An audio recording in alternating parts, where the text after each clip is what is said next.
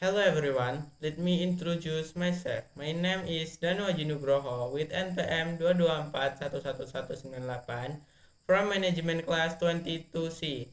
On this occasion, I will explain about basic concept of human resources management in organization.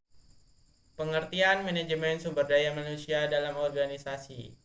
Manajemen sumber daya manusia atau MSDM bertanggung jawab terhadap aktivitas bisnis yang berhubungan dengan staf yang beragam melalui pelaksanaan fungsi. Manajemen sumber daya manusia melakukan pengawasan terhadap tenaga kerja yang produktif dan berkembang. Itu merupakan tugas dari manajemen sumber daya manusia. Peran manajemen sumber daya manusia dalam organisasi adalah mengatur seluruh karyawan agar secara efektif dalam melakukan pekerjaannya. Untuk mencapai hal tersebut, karyawan harus dianggap sebagai aset, bukan biaya untuk organisasi. Peran tim manajemen sumber daya manusia untuk tim secara keseluruhan adalah menyarankan bagaimana cara mengelola pekerja, termasuk mengelola pekerjaan dan memperkerjakan karyawan, mengkoordinasikan tunjangan, pelatihan, dan pengembangan strategi karyawan.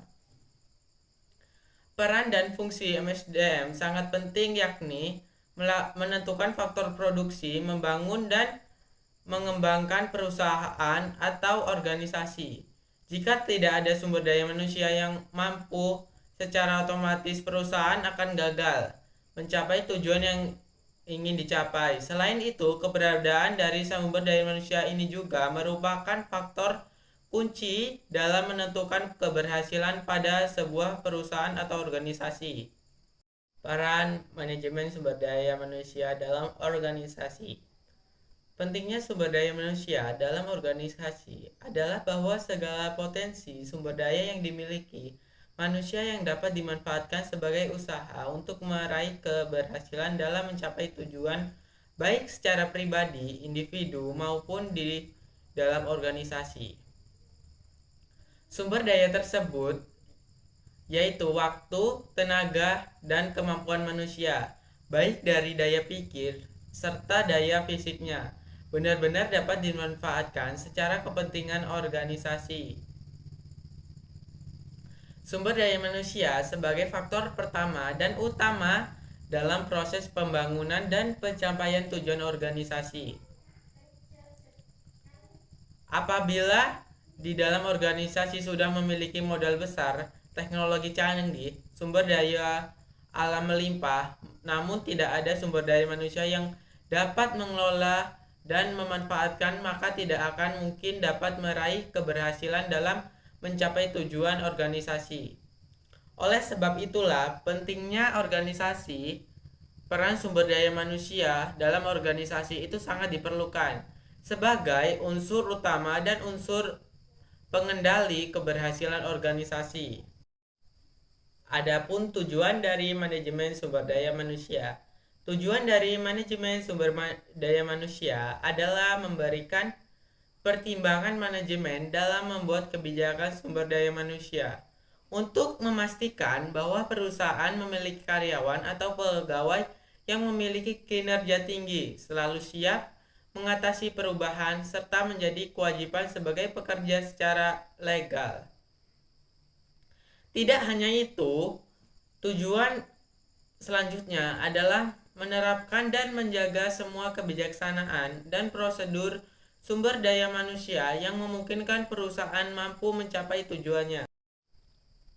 Tugas dari manajemen sumber daya manusia. Manajemen sumber daya manusia memiliki tugas yang penting, yakni untuk mengelola manusia seefektif mungkin agar diperoleh suatu satuan sumber daya manusia yang saling memberi manfaat. Manajemen sumber daya manusia atau MSDM merupakan bagian dari manajemen umum yang memfokuskan pada sumber daya manusia. Fungsi-fungsi manajemen sumber daya manusia.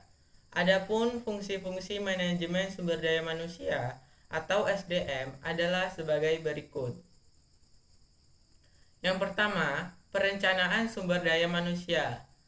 Menurut Mondi, Noe, dan Primauk menyebutkan bahwa perencanaan sumber daya manusia merupakan proses pengkajian dan penelaahan kebutuhan sumber daya manusia secara sistematis untuk memastikan bahwa sejumlah karyawan yang dibutuhkan dan sesuai dengan persyaratan keahlian yang telah ditentukan dan tersedia pada saat diperlukan.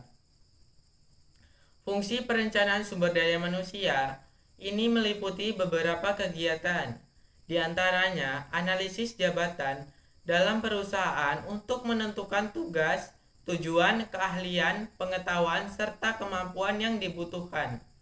Perencanaan dan peramalan permintaan tenaga kerja perusahaan baik dalam jangka pendek maupun jangka panjang, mengembangkan serta mengimplementasikan rencana untuk memenuhi kedua kebutuhan di atas.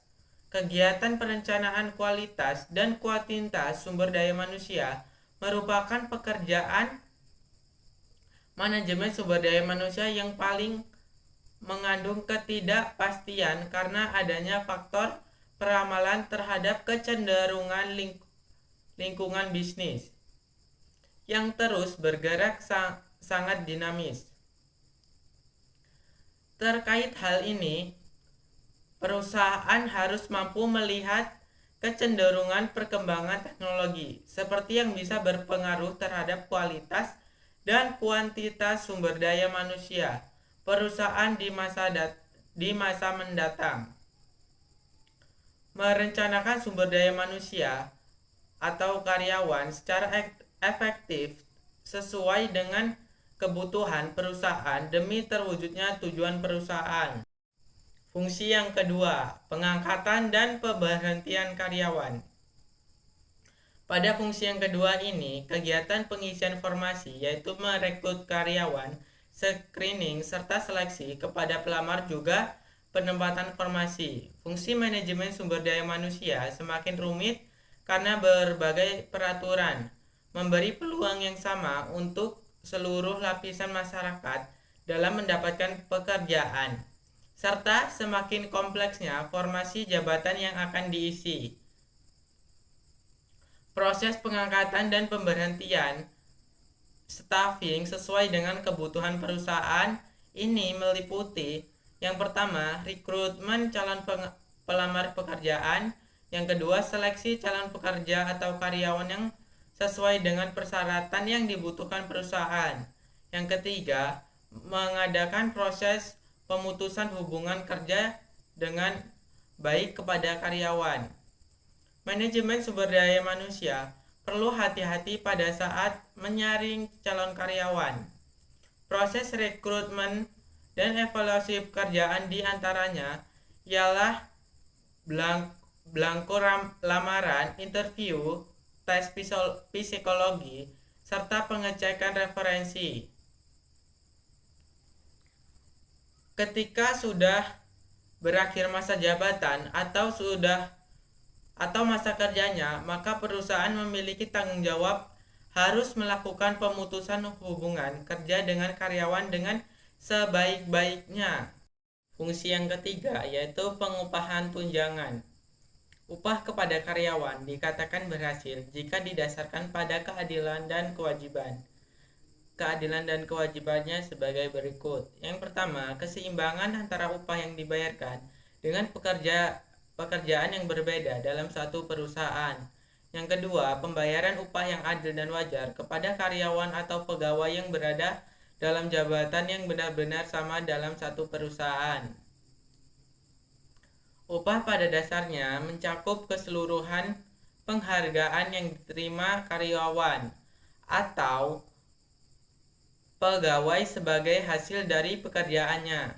Menurut Mondi, Noe, dan Primauk menyebutkan penghargaan dapat berupa salah satu atau gabungan dari upah, tunjangan, atau penghargaan non-finansial. Upah bisa berupa uang yang diterima oleh seorang karyawan atau pegawai atas kinerjanya. Tunjangan ialah berupa tambahan penghargaan finansial setelah gaji pokok, termasuk tunjangan cuti, biaya sakit, tunjangan hari raya, serta asuransi kesehatan. Fungsi yang keempat, penilaian kinerja dan pengembangan karir. Fungsi ini dilakukan setelah karyawan atau pekerja bekerja dalam sebuah perusahaan. Tidak hanya penilaian positif, perusahaan juga menganalisis apabila kinerja karyawan atau pegawai yang negatif. Fungsi penilaian kinerja ini meliputi yang pertama, penilaian dan evaluasi kinerja karyawan atau pegawai. Yang kedua, analisis serta pemberian dorongan kinerja karyawan atau pegawai. Yang ketiga, pemberian bantuan untuk karyawan atau pegawai dalam rangka pengembangan karir. Penilaian kinerja terhadap karyawan atau pegawai ini untuk menentukan seberapa pantas penghargaan yang diberikan untuk karyawan atas kinerjanya sehingga bisa digunakan untuk pengembangan karir. Apabila perusahaan membantu karyawan atau pegawainya dalam mengembangkan karir, maka keinginan karyawan untuk berpindah tempat kerja semakin minim. Hal ini bisa mempertahankan karyawan yang memiliki loyalitas dan komitmen tinggi terhadap perusahaan. Fungsi yang kelima, pelatihan dan pengembangan. Perusahaan dapat melatih karyawannya serta mengembangkan melalui prosedur formal maupun informal.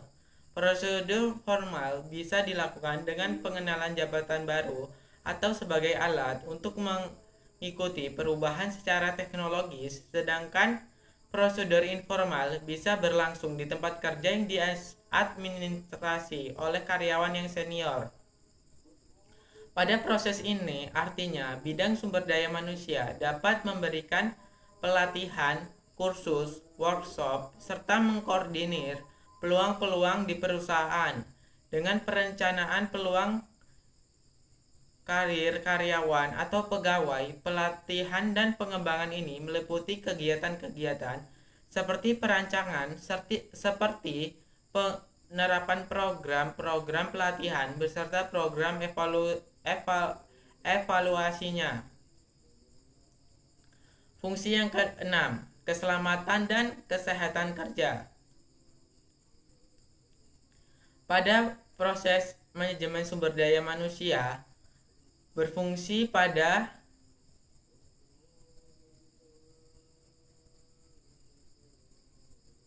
yang pertama, perancangan dan penerapan manajemen keselamatan serta kesehatan kerja.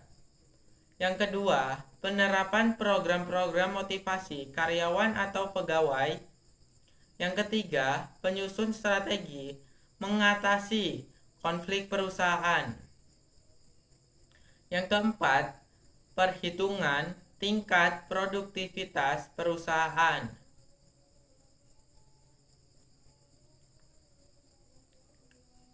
Untuk meningkatkan produktivitas perusahaan, tentu harus melakukan proses integrasi yang menghasilkan rekonsiliasi antar beberapa kepentingan yang memadai, sehingga tercipta peningkatan serta perbaikan kualitas fisik dan non-fisik di lingkungan kerja. Dan fungsi terakhir, penerapan efektivitas hubungan kerja. Pada fungsi ini, perusahaan harus mampu membuat standar bagaimana hubungan kerja yang efektif dan efisien dapat diimplementasikan. Kegiatan yang bisa dilakukan diantaranya adalah yang pertama, saling menghormati hak-hak antar karyawan atau pegawai dalam perusahaan. Yang kedua, menetapkan prosedur bagaimana keluhan pekerja disampaikan. Yang ketiga, melakukan kegiatan penelitian mengenai manajemen sumber daya manusia atau MSDM. Apabila perusahaan tidak berhati-hati dalam menangani setiap problem hak-hak karyawan atau pegawai, maka bisa muncul aksi-aksi protes seperti yang terjadi di beberapa perusahaan di Indonesia. Baik, itu saja yang bisa saya presentasikan. Thank you.